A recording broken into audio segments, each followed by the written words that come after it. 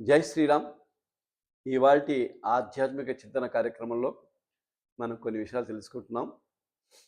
ఏంటంటే ప్రతి మనిషిలో కూడా కొన్ని 2 గుణాలుంటాయన్నమాట. అంటే మంచి, చెడు. అయితే ఇప్పుడు మన ప్రతి మనిషిలోకి కూడా మంచి ఎలా ఉంటుందో, చెడు ఆలోచన అలా ఉంటుంది. మంచి ఆలోచన ఎలా వస్తాయో, గుడికి వెళ్ళాలని ఆలోచన వస్తుందో, ఇంకో తప్పు పని చేయాలని కానీ, లేకపోతే ఏదో చేద్దామనే ఆలోచన ఉంటుంది. చెడు ఆలోచన. అయితే సమర్థుడైన నిగ్రహంతో ఉన్నవాడు ఏం చేస్తాడంటే వాడు ఏం చేస్తాడు దాన్ని కట్ చేసుకుంటాడు. కట్ చేసుకొని మాక్సిమం ఫోకస్ ఇటు పెడుతూ ఉంటాడు.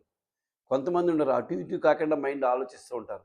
ఏం పర్లేదులే ఒక్కసారికి ఏం పర్వాలేదులే, ఈ ఒక్కసారికి ఏం పర్వాలేదని తప్పులు చేస్తూ ఉంటారు.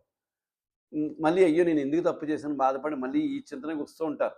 కానీ ఈ అంటే మనం ఈ అనుభవించిన సుఖం కానీ లేకపోతే ఏదో విధం తను ఫీల్ అయిన ఈ భోగం ఆ వేడిలో ఎందుకు చేశానో బాధపడతారు. మళ్ళీ అది అయిపోతే దాన్ని మర్చిపోయి మళ్ళీ ఇంకొకసారే కదా అన్నట్టు జీవితం అంతా కూడా తప్పు ఉప్పులు చేస్తూనే ఉంటాడు. కానీ దాన్ని ఎవరైతే ఆలోచన కలియుగంలో తప్పుడు ఆలోచన రాకుండా ఉన్న మనిషిని గుండెల మీద చేసుకుని ఎంత మహర్షికి ఎవరికైనా వస్తాయి. కానీ వాళ్ళు నిగ్రహంతో ఉంచుకోగలగాలన్నమాట. ఇప్పుడు ప్రతి మనిషి ఏమనుకోవాలంటే నేను గుడ్డా బెడ్డా అంటే ఎలాగా డాగ్ అనుకోండి. నేను డాగ్‌నా లేతే మనిషినా? ఈ డాగ్, మనిషి ఈ భావన మన మనసులో ఉందనుకోండి అంటే మనం డాగ్‌లా ఉండకూడదు మనిషిలా ఉండాలి అనేది మనకు మేలుకొలుపుతూ ఉంటుంది.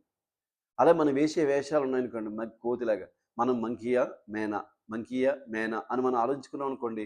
నేను మంకీని కాదు కదా! నేను మనిషిని కదా! అని మనసుని మనకి పురోగమిస్తుంది. దాన్ని ఎంకరేజ్ చేస్తుంది. ఇలా చేయొద్దు అని. మనం ఏం చేస్తున్నామంటే ఈ ఒక్కసారికే అని సమస్తం తప్పులు చేసేస్తున్నాం. కాబట్టి అలా కాకుండా చేయగలిగితే ఆలోచన తప్పు రాకుండా ఎవరికీ ఉండదు. ఎందుకంటే మనం ఇక్కడ సొసైటీలో తిరుగుతున్నప్పుడు ఆలోచనొస్తాయి. ఆలోచనని సమర్థించుకొని అది కూడా త్రేతాయుగం, కృతయుగంలో కాదు కాబట్టి కలియుగం కాబట్టి ఇది. అలాంటి ఆలోచనలొస్తాయి కాబట్టే మనం ఏం చేయాలంటే దాన్ని కంట్రోల్ చేసే పద్ధతి ఏంటని అనుకుంటే అది ఒక భగవత్ చింతన ఒకటే. కాబట్టి ఆ టైంలో మీకేదో ఆలోచనొచ్చింది. జై శ్రీరామ రామ రామేతి ఒక శ్లోకం వందే శుభూమాపత్ అనేది శాంతాకారం. ఒక శ్లోకం చదివేసుకొని మైండ్ డైవర్ట్ అయిపోతుంది. ఈ విధంగా మనం మనసుని నిగ్రహం పరచుకోవచ్చు. జై శ్రీరామ్.